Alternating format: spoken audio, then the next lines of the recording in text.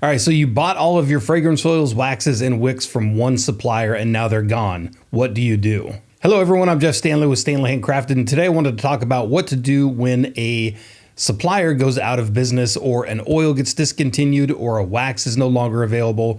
What are the steps you can do, and kind of how do you go about finding a suitable replacement for that? Now, of course, this video is kind of going off of the back of the 1617 closing.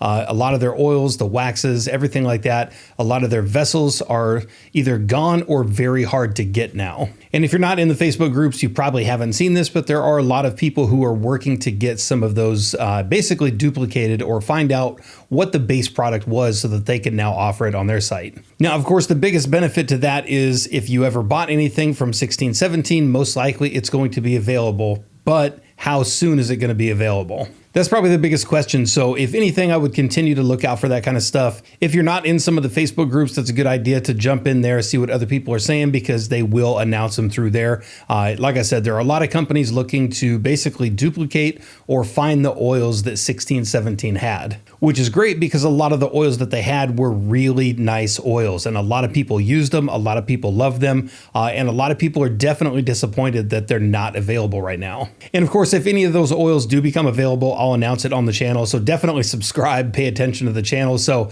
if you do want to hear about any of those oils or the waxes coming out, will eventually be on another supplier's website. Definitely stay tuned. I'll let you guys know. And I do know a lot of the waxes are kind of out there. Some of the waxes that they had were waxes that you can get, but rebranded. So again, this goes back to the thing I said in the previous video, where it's always a good idea to find a wax, find a couple different sellers that sell something similar to that, and always do some testing. Because what you'll find is, even with some of the waxes that 1617 sold, their number 7, number 9, number 3, or whatever they had, you might find it's very close to something like the Makesy virgin coconut soy. So if you do use any kind of wax like that, something with olive oil or a coconut soy or anything like that, it's always a good idea to try a different wax from another company just to see if it's very similar. That way, if the wax happens to be out of stock or it gets discontinued, you can jump over to another supplier and at least get something that either matches or something that's very close, so you're not kind of left in the dark.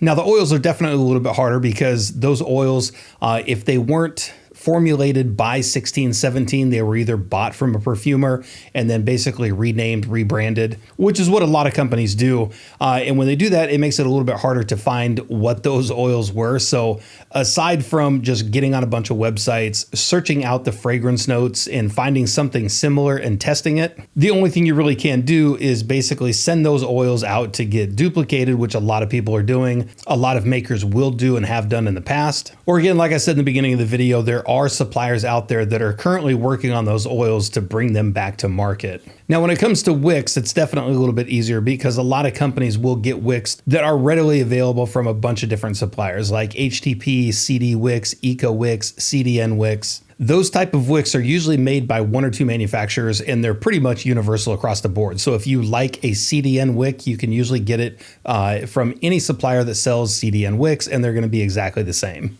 You will get some subtle differences here and there, but it's really rare that's going to happen. So an HTP wick is going to be the same no matter who you get it from. And again, if you do find a wick that only one supplier has, like I said, again, it's a very good idea to get a couple different wicks. Once you look them up, see what the makeup is, and get a couple wicks to test, because you'll probably find that it is a wick that's just rebranded. Now, the vessels are definitely a little bit harder to get just because the amount of vessels or the styles of vessels that are out there are definitely limited. There's only a few different places that sell the really nice luxury type vessels. And if one of those companies goes out of business, it may take a while to get that stuff back in, because a lot of people really don't, a lot of suppliers really don't want to take the big risk of getting thousands of dollars, if not tens of thousands of dollars, to get a particular vessel in stock in the hopes that it will sell. Now, of course, there are avenues like Alibaba, but you definitely run the risk of either not getting the vessel you want,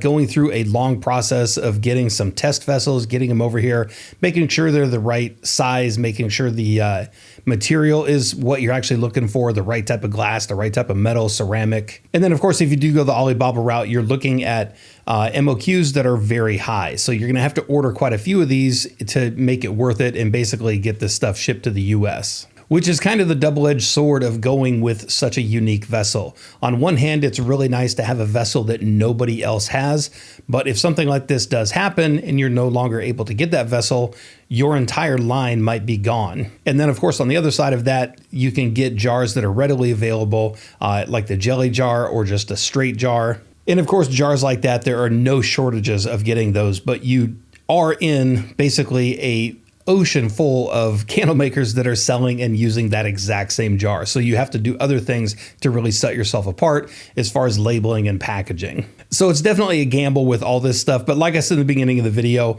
if you are missing something from 1617, and I know a lot of people are disappointed that they're gone because they did have very nice stuff, don't worry too much because a lot of that stuff is coming back. Just how long is kind of up in the air. So that's pretty much it with this video. I just wanted to get that stuff out there. Definitely stick around, hit subscribe on the video or on the channel. I will be announcing any of these things that when they come out, a lot of people are wanting to know. They're dying to get their hands on the oils again. So the second I hear something, the second I'll make a video and let you guys know.